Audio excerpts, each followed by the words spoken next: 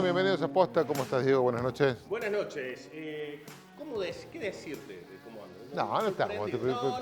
Bajar un poco la espuma y todo. No, todo bien, pero me parece que hoy se cruzó un límite en el cual, si realmente aspiramos a vivir en democracia y respetamos los valores y somos republicanos... Y creemos ¿De qué estás hablando? ¿Los audios de Karina? El acto de censura previa explícita. Ah, sí. Que es tremendo, o sea, hay que remontarse prácticamente a la época de Tato Bores con... Está sin micrófono. Estoy con un problema de micrófono. No, lo que se está refiriendo, Diego, es que si hoy... me saca el aire me voy afuera así. Ahí está. Ojo, no te cruces ahí, no te cruces, exactamente. En esa cámara no hay que cruzarse, se cruzó Diego. Bueno, lo que estaba comentando Diego Marconetti es que se dio a conocer que había grabaciones de la jefa, la que es secretaria, que ocupa un cargo altísimo en el gobierno nacional, que es la hermana del presidente Javier Milei, en donde estaría hablando de cuestiones vinculadas a lo que es coima, desmanejos, improlijidades. Es que no se sabe de qué está hablando. No se sabe. Ahí volví, gracias. No tenía conectado el micro. Se conoce, se dice en el ambiente porteño que esos audios estarían listos para difundirse. El mismo gobierno pidió que no se difundan. El gobierno dio dos cosas que fueron llamativas. El viernes, Adorni lo da por cierto y da un dato que nadie tenía, que fueron grabados en la Casa Rosada. Exactamente. Y de hecho... A decir, che, estamos en un lugar muy privado, muy alto, una esfera donde se discuten muchas cuestiones de gobierno que no deberían darse y de hecho, en la denuncia de hoy, fíjate que lo que dice, no se pueden difundir los audios de Karina Milei grabados en la Casa Rosada. ¿Qué pasa si el audio no hace referencia a una instancia geográfica? Y hay otro dato que también ya me parece como muy agarró los pelos, esta idea que quiere instalar el gobierno, que es una operación rusa, cubana, venezolana. No, eso es muy raro. Pero bueno, mañana, si alguien lo quiere escuchar, si estos audios existen, mañana a las 9 de la mañana, Radio Colonia, me parece que la radio uruguaya, mañana a las 9:30 de la mañana lo va a poner al aire. Así que se pueden conocer en esta era de Internet. Lo puede hacer Radio Uruguay, lo puede hacer una cuenta, en redes sociales también con los IP. Cualquiera de Twitter, lo puede hacer cualquier persona, lo puede llegar a difundir. Pero a ver, digo, vos sabés de comunicación. Sí. Si vos querés promocionar algo, ¿qué haces? Y primero decir que está prohibido. Y es el interés que han despertado, porque todos van a querer saber qué dicen esos audios. Bueno, lo cierto es que la crisis de Libra, ponele, el veto de las leyes de discapacidad, lo de las supuestas coimas en discapacidad, los sobreprecios ahora de... Bueno, vos tenés algo de eso. Tengo todo. Si podemos a eso para ir hablando, porque impactó de lleno en la opinión pública a un mes de las elecciones, ¿no? ¿Te parece, Tucú? Primero ponemos las placas que estaban al final, que son las causas son 5 causas que tienen muy preocupado al gobierno, pero sobre todo a los Menem.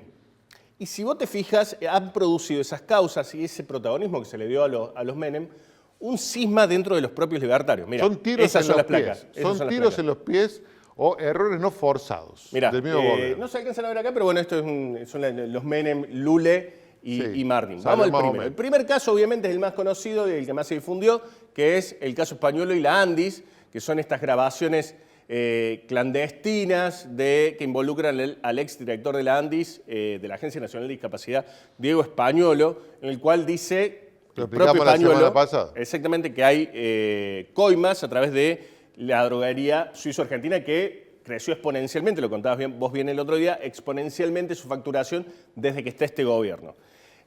Vamos a la siguiente, el otro caso que complica los Menem. A la siguiente. Tech Security BNA. Esta salió y medio que fue como por fuera, pero una causa que sigue avanzando con el juez Rafecas, que es una causa que investiga la contratación por parte del Banco Nación de la empresa Tech Security, que era de Martín Menem. Entonces, justo antes de asumir, Menem cede sus acciones a su hermano Adrián. Justo días antes de asumir. Está bien, está muy bien. Vamos a la siguiente. Esto también es complicado, que es lo de Osprera. Osprera es la obra social, Guatre, el sindicato de los trabajadores de peones rurales. ¿Te acordás del Momo Venegas, que en su momento fue el que lo apoyó a Macri, que hizo una especie de separación del peronismo? está intervenido. Y la obra social de ese sindicato es Osprera. ¿Qué es lo que aparece? Bueno, en el celular de un imputado aparecen referencias a reuniones entre Martín Menem y funcionarios de la Casa Rosada, y además para favorecer nuevamente a una droguería. ¿Qué droguería es? Suizo Argentina. Suizo Argentina. Vamos a la siguiente. Aparece nuevo el juez Tortuga Casanelo. Exactamente, el juez Casanelo, que también tiene la causa de Andis.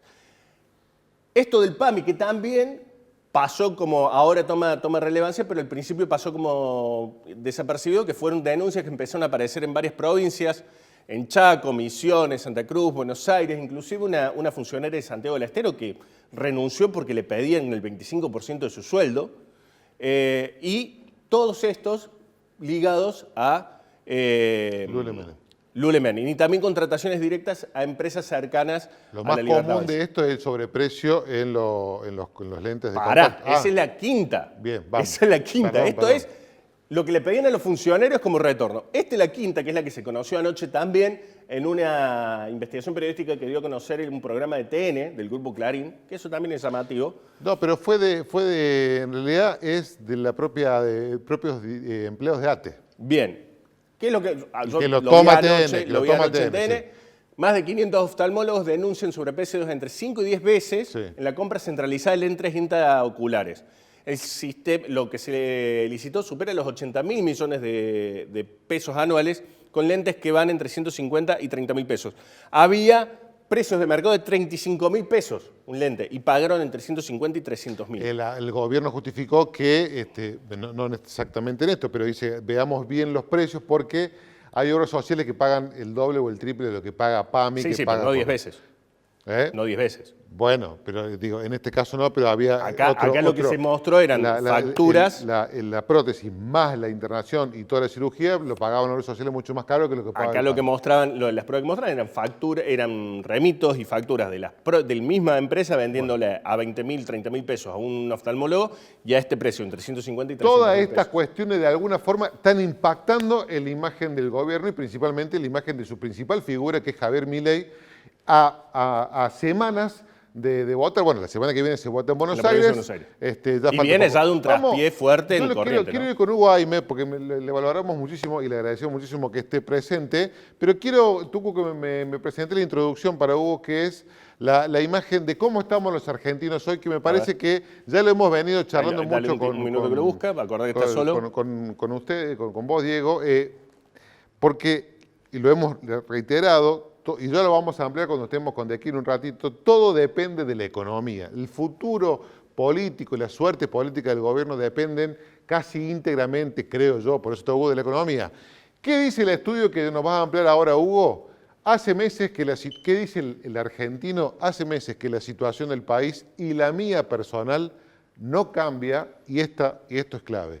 Y me estoy cansando. Es lo que te contaba la semana pasada que me decían los comerciantes, verduleros, Y me estoy cansando. carniceros. Hoy hablé viste que comenzó el Electrofest, hablé con la Cámara de Electrodomésticos, me decía, no se mueve, por eso están tratando de hacer convenio con el Banco de Córdoba para tratar de tirarle al mercado cuotas. Bueno, y seguimos con la siguiente, y vamos a hablar con Hugo. Hoy dice esto Hugo, vamos a ver si lo repite. Hoy no vemos que la Libertad Avanza tenga garantizada la elección nacional de octubre y llegar a los 40 puntos de votos como espera el gobierno. Probablemente se mueva debajo de ese valor, así que es importante. Que en ese punto también hay que remarcar que no es una elección nacional, sino es por distrito. Esto es la suma nacional, es como un dato pero bueno, anecdótico. pero venimos de la imagen de que vamos a pintar el país de violeta. ¿Lo vamos a pintar de violeta? Vamos a preguntarle a Hugo Aime. ¿Cómo andas, Hugo? Gracias por estar en posta acá en Córdoba. Hola, ¿qué tal? ¿Cómo les va? Muy bien. Bueno, todo esto que estamos charlando, de alguna forma vos creo que estás viendo que está impactando en la imagen del gobierno, lo está complicando para la elección ya que tiene la semana que viene, más lo que pasó ayer en Corrientes, más lo que se viene de acá un mes con las nacionales. Sí, el gobierno viene en un proceso de caída sistemática desde comienzos de año a hoy, ¿no? O sea, a comienzos de año nosotros registrábamos un 47, fin de diciembre, 47% de aprobación de gestión y hoy tenemos 38, o sea, hay una caída de 9 puntos. Después tenemos una caída en términos de las expectativas a un año, cuando me preguntas, ¿y cómo piensa que va a estar el país de acá a un año? Bueno, en diciembre el 48% de los argentinos pensaba que o sea, que las cosas van a estar mejor y hoy el 37%, o sea, hay una caída de 11 puntos en las expectativas. Yo creo que se juntan tres factores, ¿no? Hay un tema que tiene que ver con una economía que por más que haya un proceso de estabilidad económica, o sea, bajó la inflación, pero no desapareció, esto no es la convertibilidad, esto no es el 1 a 1, o sea, inflación sigue habiendo, un mes baja un poquito, sube otro poquito, obviamente bajó de lo que era el 50% anual quizás, pero obviamente está mucho más, sigue habiendo inflación y los sueldos no alcanzan, la gente no la está pasando bien en su vida cotidiana. A eso hay que sumarle el factor insensibilidad social del gobierno que se expresa en el tema discapacitados, Garraham, el tema jubilados. Bueno, Universidades. ahí te quiero llevar, Hugo, porque el gobierno ha hecho una bandera propia de la transparencia, de la honestidad. Ellos venían a romper con todo y a crear casi un nuevo Estado totalmente impoluto. Por eso comenzaban con el recorte de la obra pública. No vamos a hacer más obra pública porque ahí está Es el foco de corrupción. el foco de corrupción más grande que tiene el país.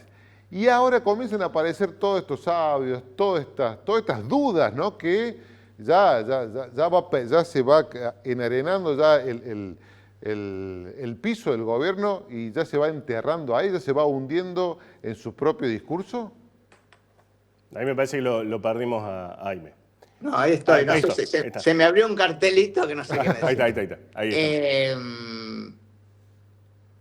Yo creo lo siguiente, que el tema de corrupción es la frutilla del postre de una situación social complicada en la Argentina.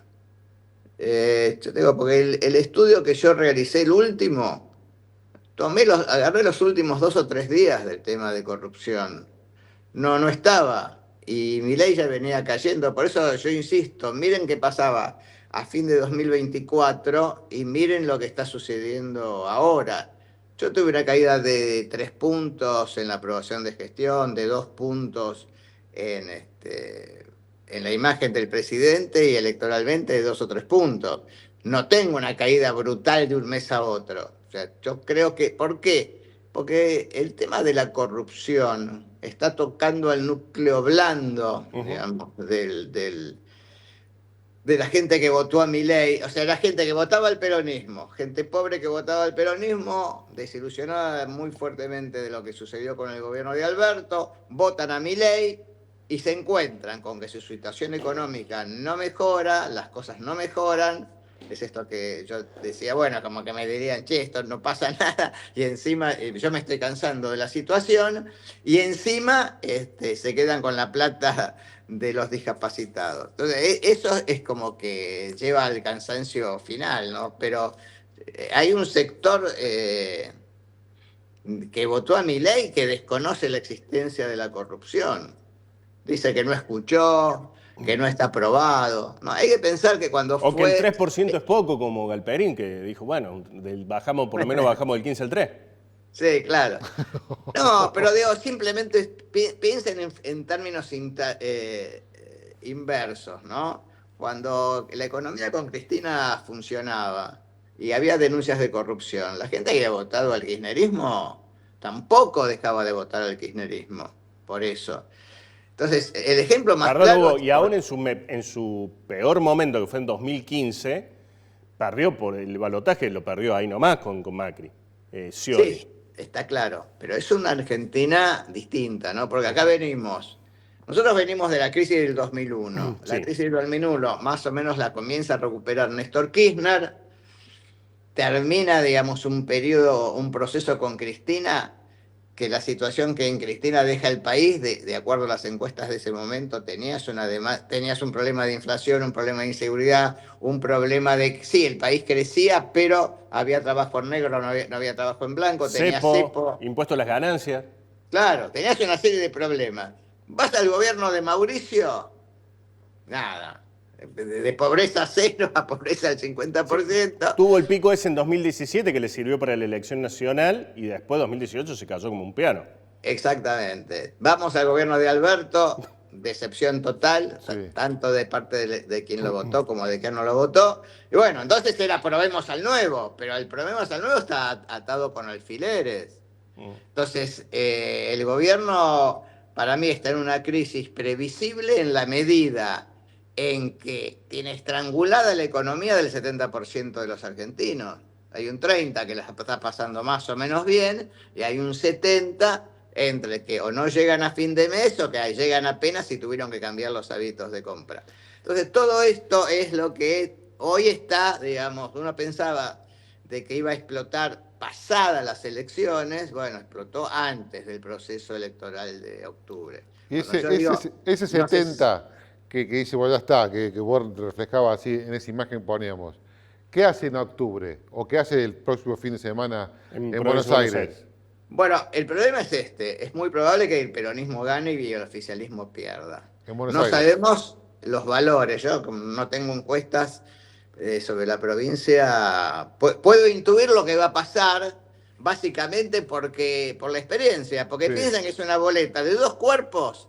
La boleta de la izquierda tiene el senador o el diputado nacional, y la derecha tiene a los concejales, de la cual la mayoría del peronismo tiene o el nombre del propio intendente, o el primo, o el sobrino, o el hermano, o el padre. Conclusión, manda la boleta del concejal. Claro. Entonces la diferencia que yo creo que va a haber va a ser superior a lo que se está suponiendo al día de hoy. Si eso es cierto, vamos a suponer una diferencia de superior a los 5 puntos para poner cualquier número. No sé qué pasa el lunes con los mercados, y ahí entra el gobierno en una segunda complicación. Ahora, ¿qué va a pasar? Por eso, entre el lunes 8 y el 26 de octubre, bueno, hay que ver cómo reacciona el gobierno, qué pasa con los Perdón. mercados. Estoy leyendo el mismo temor y me da miedo a mí también a lo que pasó en agosto del 2019 con las PASO. ¿Usted ve un escenario parecido, Hugo? ¿En qué sentido? 2019. ¿Y se acuerda lo que fue 2019 después de las PASO, en las cuales pierde Macri y gana Alberto Fernández la interna? Por el tema económico. Claro, por el tema económico, bueno, que se fue todo al diablo.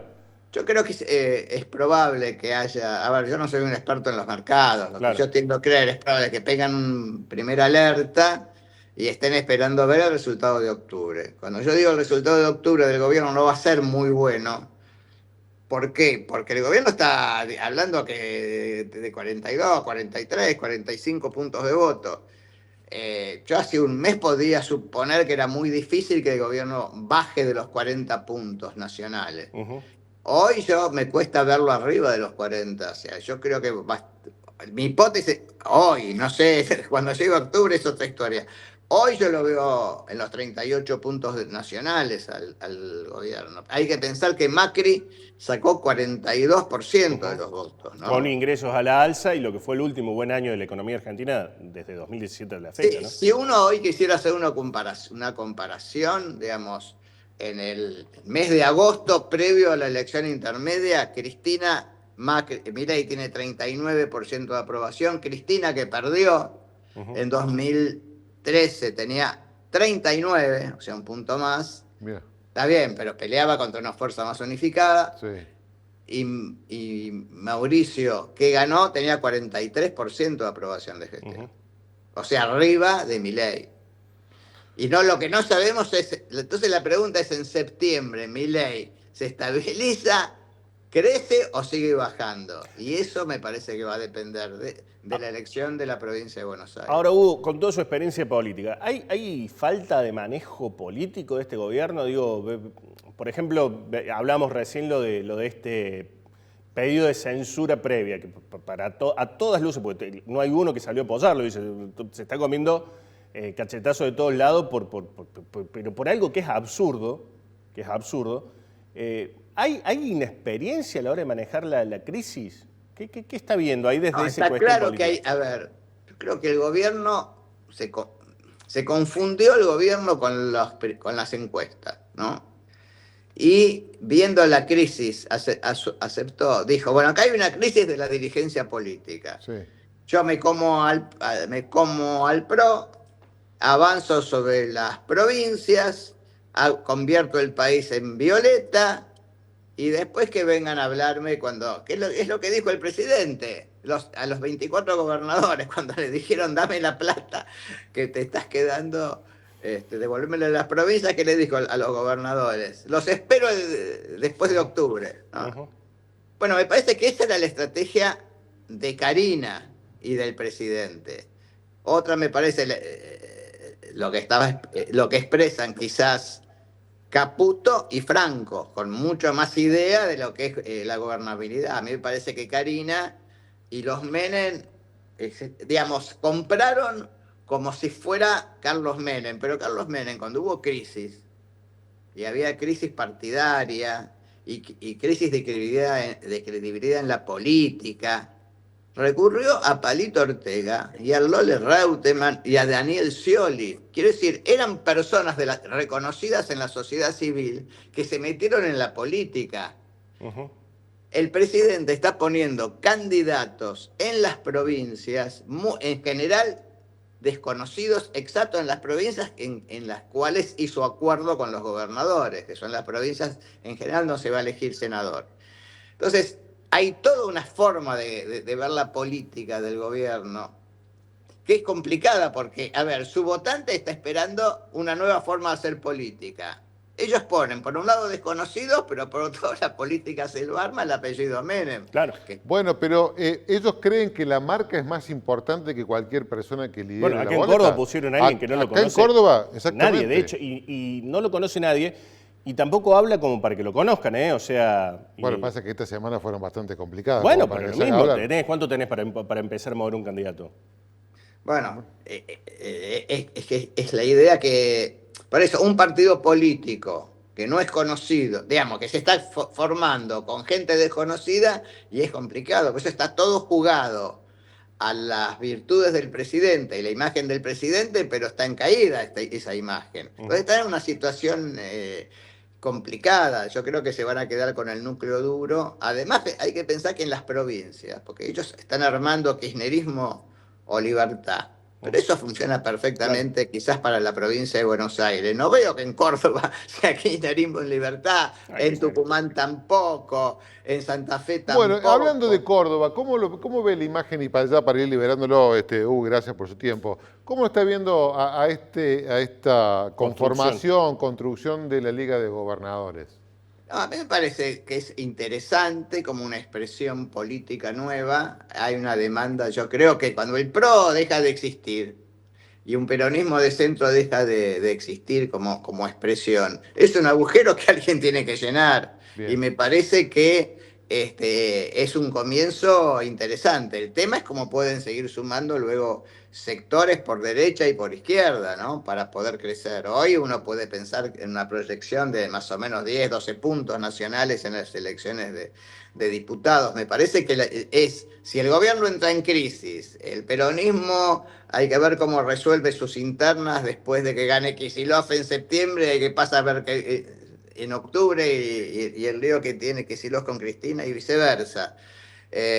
Ahí creo que hay una oportunidad para la aparición de nuevas fuerzas políticas. Y esa fuerza política puede empezar acá, porque acá lo que estamos viendo es que nadie capitaliza los errores forzados o no forzados del gobierno. Lo que pasa es que todo esto necesita tiempo, ¿no? Si se viene de una gran crisis partidaria, pero también, digamos, se está abriendo un espacio. Que yo digo, cuando está el agujero del mate, alguien en el momento lo va a llenar. Claro. Entonces la política en algún momento se junta rápido y dice, che, esto así no puede seguir.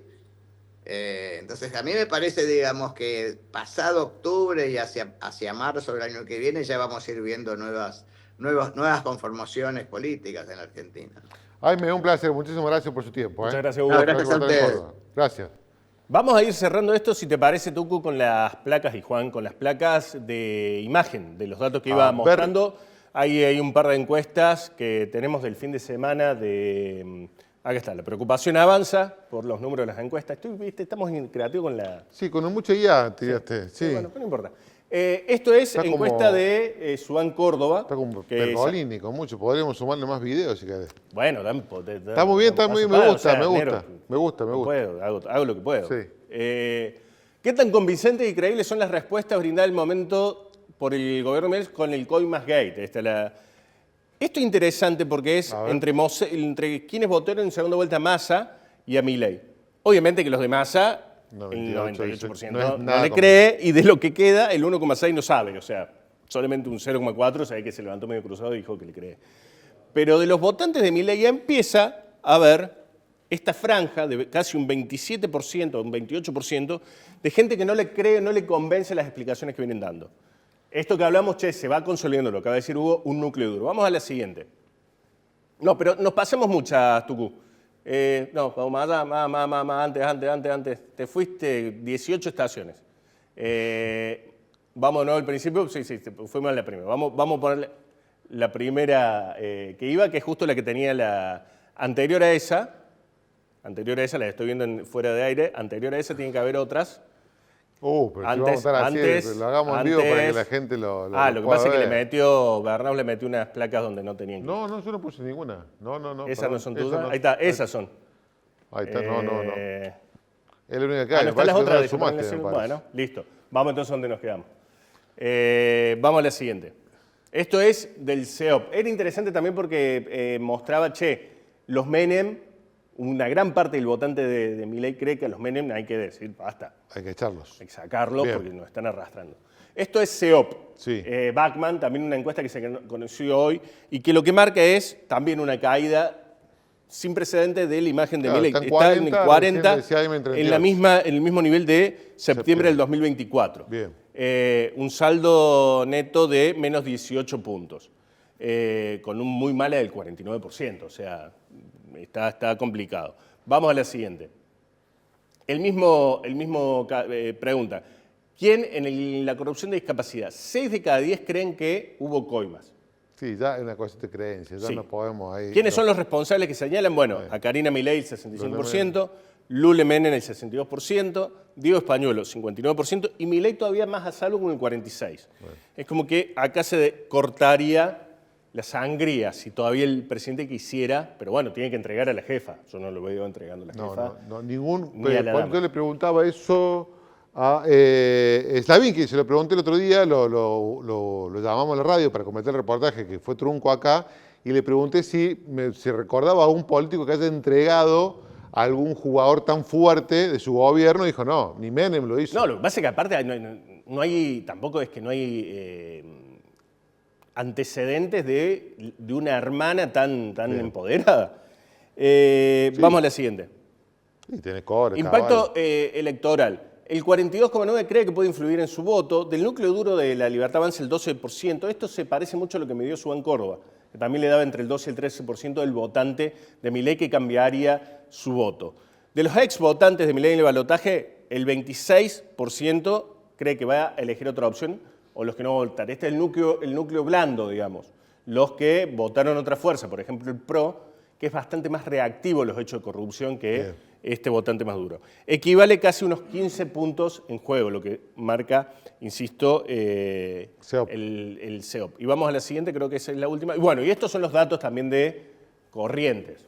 Que hasta la semana anterior hablaban de un escenario de balotas, ¿no? El día del jueves, no solamente eso, sino que el gobierno tuiteó una encuesta de una consultora que daba que la Libertad Avanza le ganaba por 3 puntos a Vamos Corrientes y entrar en el balotaje.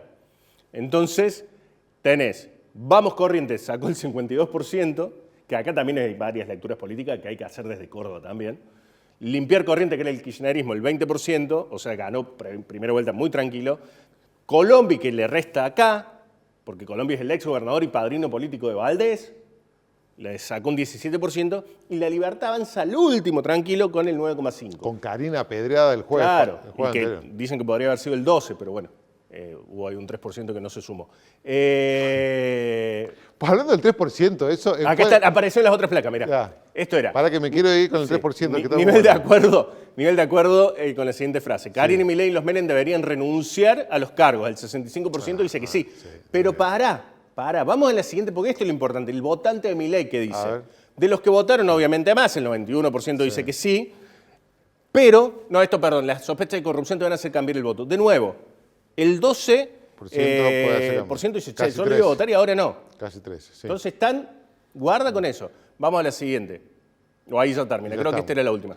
Hablando del 3% y ya preparamos la placa de economía, así lo presentamos a Diego de Quino. Casi un amigo de la casa. Casi un amigo de la casa. Hablando del 3%, el otro día comentaba en un streaming de Buenos Aires. Conté lo de Diego, después podía contar. La autora del libro, Karina, la jefa, no sé. Virginia de Masi, que nos clavó varias veces. Sí, pero bueno, pero pará. Victoria de Masi. Dice la chica, contaba que en algunas librerías porteñas habían puesto un descuento del 3% en el libro, en las librerías para que lo compren. Bueno, hay dos datos que me llaman la atención con esto cierro. Primero, están perdiendo la batalla en las redes. La batalla cultural, sí. No sé si cultural, pero la pasa batalla que de están todos Twitter. heridos los No trolls. están apareciendo los trolls, digamos. Pero si los echaron de las propios. listas, yo me voy también. No solamente eso, sino que no están bancando absolutamente nada y personajes que tenían influencia, que pedían por Twitter que el presidente que echara funcionarios, están pidiendo que los limpien los Menem y no tienen respuesta. Y están apareciendo los libertarios de la primera hora muy duros. El Presto. Ayer hubo un stream muy interesante donde estaba Álvaro Sicarelli, que contó, ¿vos escuchaste? ¿Por qué lo sacaron de La Libertad Avanza? No. Pues dice que, lo contó Sicarelli, lo pueden buscar, porque dice que Karina abrió los chakras y encontró que la energía de él no era favorable. Entonces puede ser, está bien. le cortaron el ingreso a uno de los fundadores y uno de la primera horda de intelectuales, un tipo bastante centrado dentro de todo. Después podremos repasar la semana que viene los heridos de Córdoba, cómo quedaron también. Bueno, y lo que te decía con esto cierre, Corrientes Córdoba, Schiaretti, Zarzora, sacándose una foto con Valdés. Sí, con un radical. Exactamente. ¿Quién es mano derecha de Valdés? ¿Quién es mano derecha de Valdés? Javier Ruiz Cesares. Javier Luis Cesares. Javier Ruiz Cesares, que es uno de los alfiles que ya dijo que quiere competir por Córdoba. Qué lindo. Con lo cual se decía, hoy lo entrevistaron en un medio y decía en Canal C a la mañana, en el streaming de La Voz y Canal C, Javier Ruiz Cesares decía, che, yo acompañaría al radicalismo, ¿no? Sí. Porque también en esa volteada fueron, por ejemplo, Juan Balastegui y Qué bueno. están Qué ahí. bueno, Hay qué que lindo. ver el movimiento del Qué lindo radicalismo. este revivir de los radicales. Vamos a ver cómo le va ahora con Mestre. Bueno, nos metimos en lleno con la parte económica. está Diego de Aquino, lo saludamos. ¿Cómo andás, Diego? Buenas noches, gracias por estar en posta como siempre. Te agradecemos, un placer. Necesitamos que nos traigas tranquilidad, Diego. Pero para que yo te voy a hacer una introducción que vos te podés agarrar la cabeza, Diego, y decir, no, qué animal, pero bueno, pero está para eso. Está para eso, te lo mostramos que estaba, Diego. Puedes saludar, Diego, si quieres. ¿La del dólar? Puedes saludar, sí. Hola, buenas noches. ¿Cómo andás, Diego? Yo quiero que si te agarras la cabeza lo hagas en vivo. Esperá que estés en vivo y después te agarras la cabeza. Claro, danos show. Bueno, queremos show, exactamente, si no, no sirve. Bueno, nos ponemos nerviosos los argentinos. ¿Qué vamos a hacer? Nos vamos directamente de cabeza, la mayoría al dólar. Hoy le saqué esto de Infodólar, la página que más o menos utilizamos todo rápido para tener una referencia.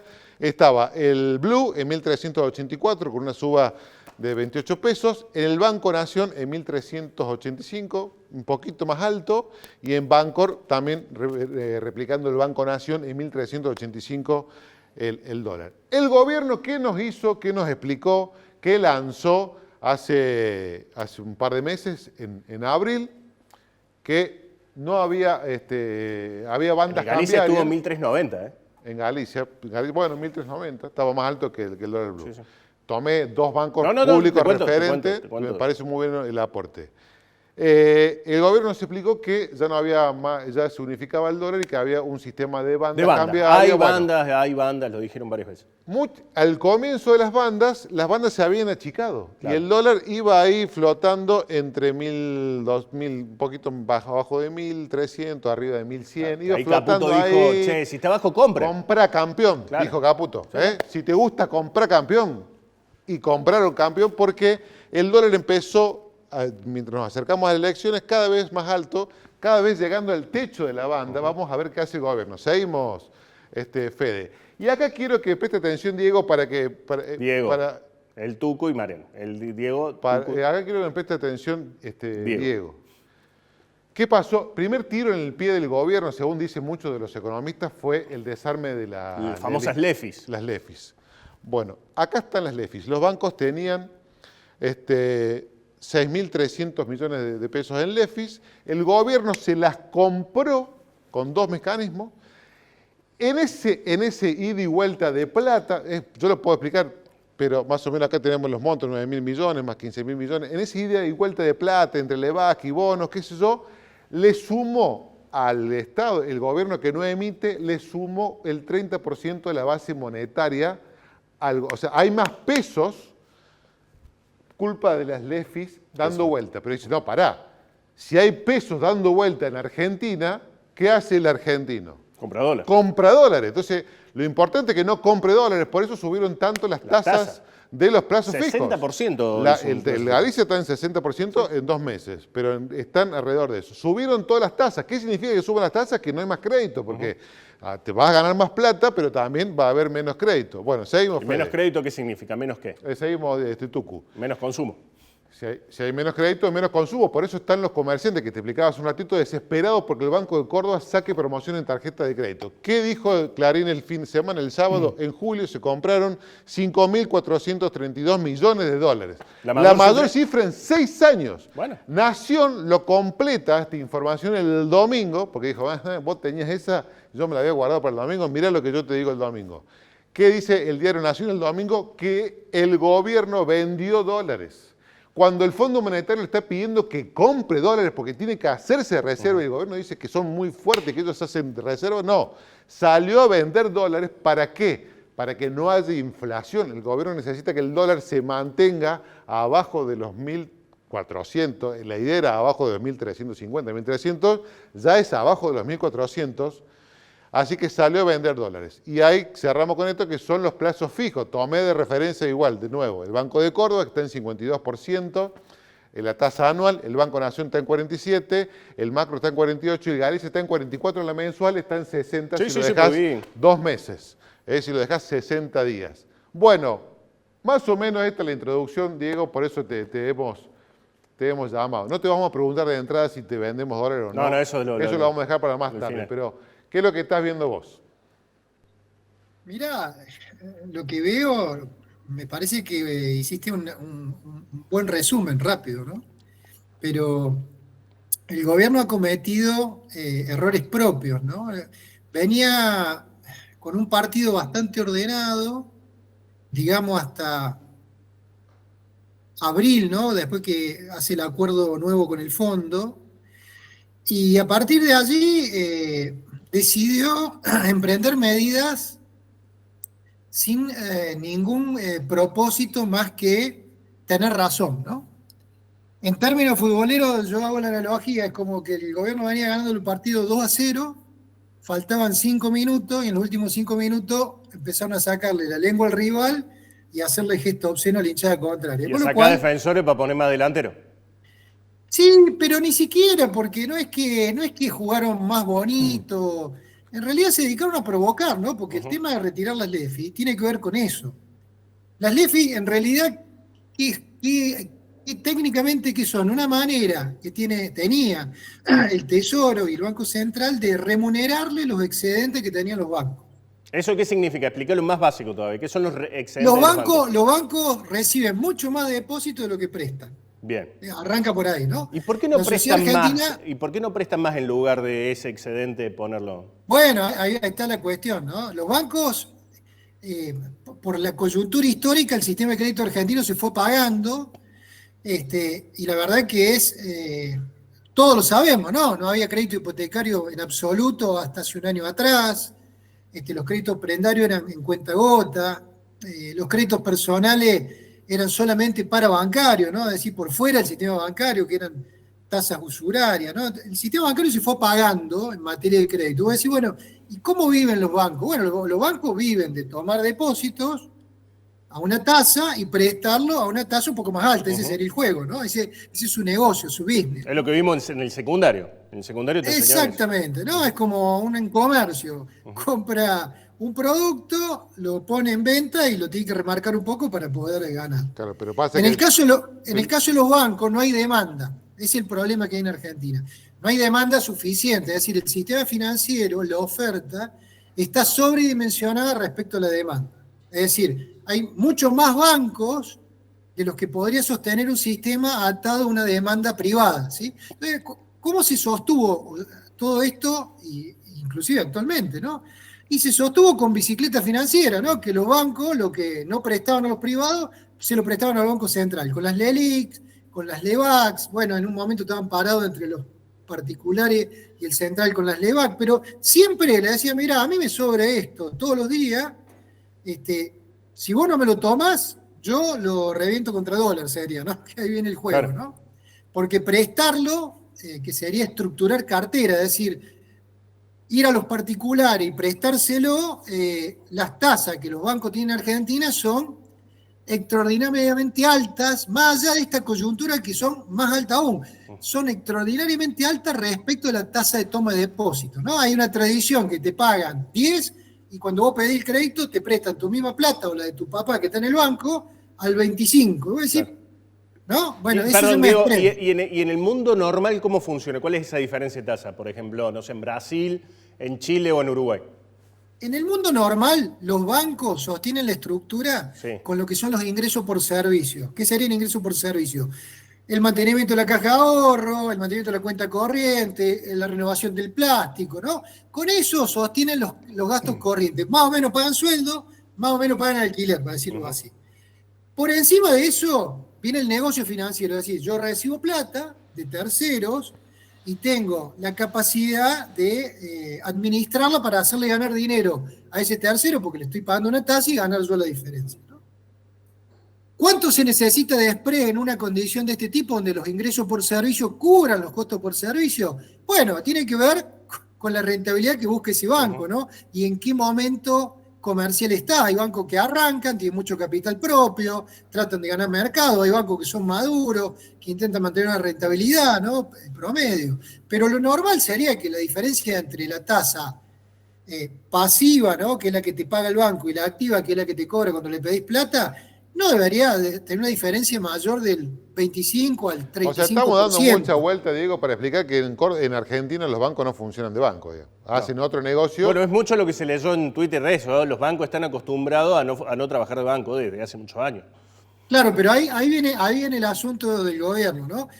Vos decís, ¿de quién es la culpa? Bueno, si vas a administrar culpa, no es economía, ¿no? Es decir, vos tenés un problema, que tenés que los bancos el sistema está sobredimensionado en oferta para la demanda que tiene. ¿Cómo hacer la transición para que eso se derrame? Bueno, el gobierno venía en una transición más o menos administrada desde junio, julio del año pasado, que empezó a aparecer el crédito un poco, ¿no? Y eso lo llevó más o menos hasta marzo o abril. ¿Cómo lo llevó? Con las LELIQs.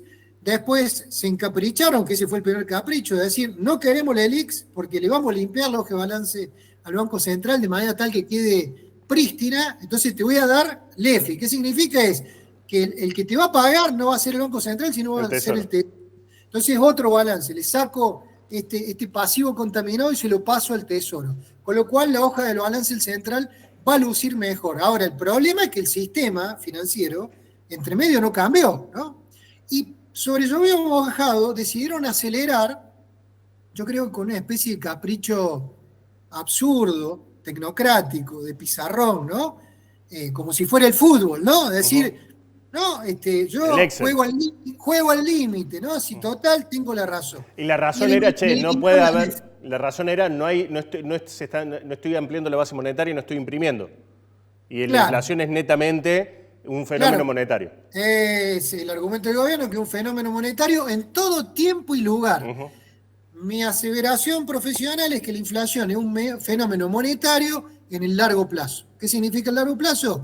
Cuando todo el resto de los elementos que producen también inflación están controlados. O sea, en el largo plazo sí tiene que ver con una proporcionalidad de cantidad de dinero ofertado y demandado, ¿no?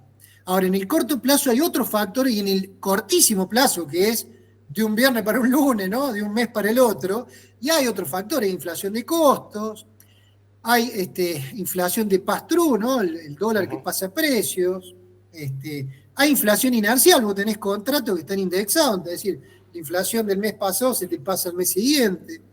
De hecho, ahora todos van a empezar a ver cómo es la inflación de agosto, ¿no? Porque eso se usa para las actualizaciones de septiembre, ¿no? Entonces, el gobierno, desde ese punto de vista, decidió quitar de pronto este elemento y los bancos, ¿no? Hablando en criollo, para mí se pararon de manos, como se dice, ¿no? Le sacaron la lengua al rival, provocaron la hinchada contraria y los otros dijeron, mirá, como yo estoy perdiendo, no me voy a bancar esta, ¿no? Y ahí empezó el conflicto con el dólar y empiezan a ajustar la tasa de interés, ¿no? Y ya empezás a tener un problema, ¿no? Estás ganando 2-0 y ya te metieron un gol, ¿no? Sí. Te quedan 3 minutos. Sí. Y tenés que aguantarla, ¿no? Porque viste como el fútbol, capaz que te meten otro y otro más, y en eso está parado hoy el gobierno. El gobierno especulaba con que esto se arreglaba políticamente, y evidentemente la noticia de ayer no ayuda para el gobierno, ¿no? Y veremos lo que pasa el domingo, ¿no? Pero de acá al domingo está todo en un gran paréntesis, ¿no? Y como vos señalabas, el dólar está tocando el techo de la banda. El techo de la banda está más o menos en 1.460 pesos, ¿no? Está a 4% de hacer techo. ¿Qué va a pasar si efectivamente se arrima el techo? Bueno, el gobierno va a salir a vender, como aparentemente salió, que vos mencionabas, Diego, por la noticia de sí, Juan lo mostraba ahí en La Nación, sí, que salió en la etapa del domingo. El gobierno aparentemente salió a vender, pero no al mercado. Lo que hizo es, le vendió a otras reparticiones públicas que necesitaban comprar dólares. Es decir, le dijo, no vayas al mercado a demandar, vení que yo te vendo por fuera. En el fondo por eso es que ellos dicen que no fueron a vender. ¿Me explico? Porque en realidad no fueron a vender al mercado abierto y se lo compraron. Llamaron a uno que conocían, que sabían que iba a comprar 300 millones de dólares y le dijeron, vení que te lo vendo yo a ese mismo precio, pero no vayas a meter precio nada. ¿Está bien? Con lo cual el gobierno está en una situación complicada, autoinfligida, ¿no? Ahora, para la tranquilidad de los ciudadanos, ¿no? Ahí va. Esto lo subrayamos, a ver, dale. Claro, porque digo, la economía no se trata de meter miedo o ruido, ¿no? en la gente. La situación de Argentina, las cuestiones estructurales están mucho mejor que en otros momentos. Ahora, si el gobierno se sienta a reordenar la parte monetaria financiera, fundamentalmente con los bancos, esto se ordena rápidamente. Acá el problema que hay que prestar atención es si el gobierno no se sienta con los bancos e insiste en esta tesitura de sacar conejos de la galera. Perdón, ¿no? y hay otra estrategia que no sé si es tan favorable, que es esto, si yo no gano, si en las elecciones me va mal, agárrense, porque es el mensaje también que está tirando. Con lo cual, es un mensaje que vos estás dando, y si ya el domingo te va mal en PBA, lo que acabas de decir, guarda. Mirá, mi sensación es que el gobierno se va a tener que sentar a negociar, ¿no?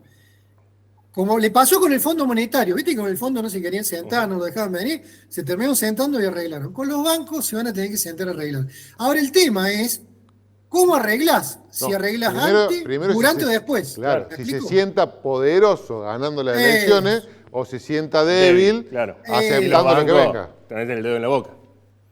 Y en la especulación, digamos, yo que personalmente creo que si el gobierno no hace una buena performance el domingo en Provincia de Buenos Aires, a partir del lunes y martes se van a sentar a negociar, porque no le va a quedar otra para llegar con las variables financieras y monetarias con cierto control a octubre, ¿no? Bien. A menos que aparezca Papa América, ¿no? Aparezca un prestador mayor, pero hoy no se ve, ¿no? Como fue el fondo, y diga, yo te voy a sostener este plan con estos precios, ¿no? Porque el tema se trata de esto, ¿no? Este plan con estos precios. Bueno, cerramos como tenemos que cerrar porque nos tenemos que entregar. Nos compras los dólares que tiene tenemos. Tiene 1.400 pesos ahí en la billetera, Bernón. ¿Le vendés $1? Y yo creo que quien se quiera cuidar me parece que es, digamos, a ver, si el gobierno tiene que sentarse, no creo que de piso no lo va a poder bajar, no va a poder negociar bajarlo. ¿Me explico? Y muy probablemente tenga que, como hay trascendido, ¿no? Pensar en desarmar las bandas o cambiar esa parte, ¿no? Lo cierto es que el dólar, lo hemos charlado otras veces, tiene un retraso respecto de la inflación. Cuando vos comparás UVA, Unidad de Valor Adquisitivo, creada 31 de marzo del 2016, por Federico Sturzenegger, el presidente del Banco Central, 14 pesos 05 vale ese día. Ese día el dólar, que era libre, valía 14 pesos 58, es decir, va más alto que la uva. Hoy la uva, si te fijas, está 1.600. alrededor de 1.570 pesos. O sea que si el dólar de hoy fuera el mismo dólar del 31 de marzo del 2016, que era un dólar de bastante equilibrio, ¿no? Habíamos salido el otro cepo, había habido una corrección, era bien abierto ese mercado de cambio, estaba bien estabilizado, por eso se puso esta medida de la UVA. Ese dólar, para valer lo mismo que la inflación, debería valer hoy 1.560, 1.570 pesos, o un poco más, porque yo repito, era 14.58 contra 14.05, ¿no? Debería ser un dólar más o menos a 1.600 pesos. Entonces, esta presión está y es la percepción que tenemos todos, ¿no? ¿Cuánta explicación? Para decir, no te va a vender el dólar a 1.400 pesos. Está bien, pero me fui bien, porque me fui contento, no me fui te fue un enojado dato. con él. Porque Diego, no me vendió. muchas gracias. Dale, que tengan buena noche. Un placer, Diego, qué lindo escuchar, Diego. Está buena la de la... Todo explicó, la verdad, hace una clase de economía. Vamos a la pausa que se nos corren los anuncios. Nos vamos. Chao.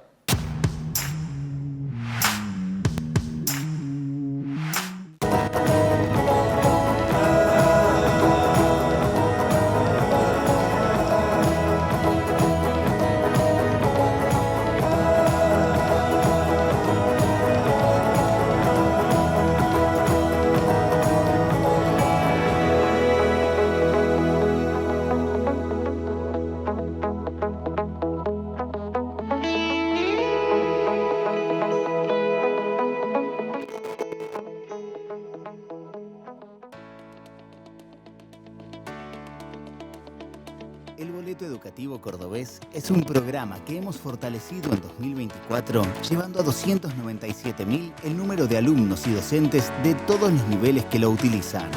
Cuando decimos que el BEC le permite a miles de personas mantenerse y acceder a una educación que les permita encontrar un camino de desarrollo en sus vidas, no es una frase, es una realidad.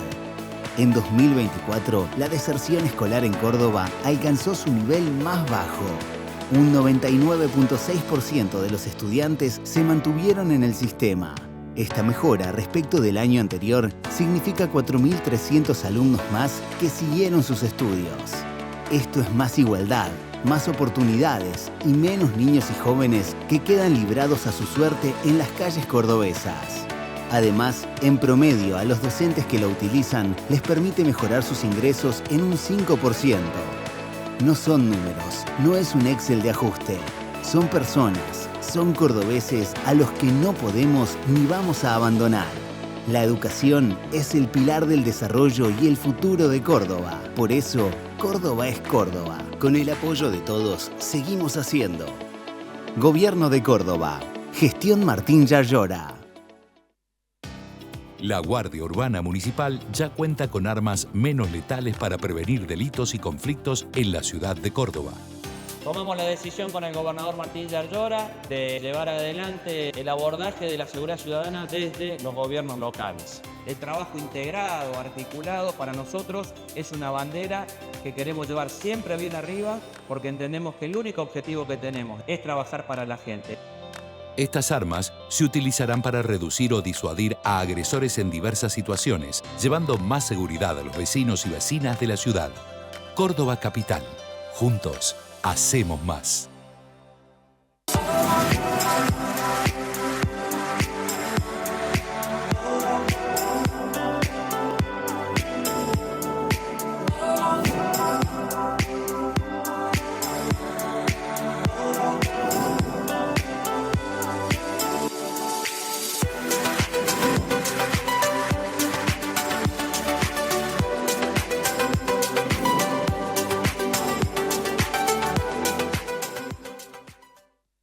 El Consejo Deliberante de Córdoba comenzó el periodo de sesiones 2025, con el compromiso claro de crear las ordenanzas para el bienestar y progreso de nuestra ciudad. Te invitamos a participar para que seas parte del crecimiento de Córdoba. Más información en www.cdecórdoba.gov.ar.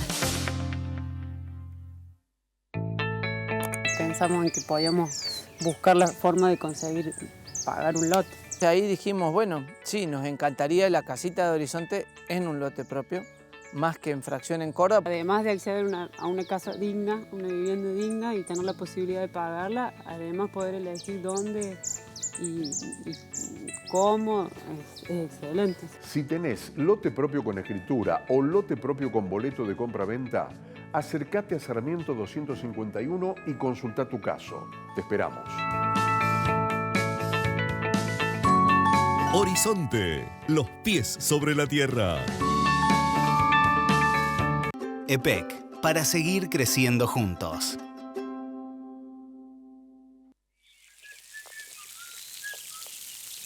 Te pasás horas regando tu patio porque lo querés verde todo el año. Pero sin agua, no hay patio, no hay plantas, no hay juegos, ni futuro. Cuida el agua, cuida el futuro. Aguas Cordobesas.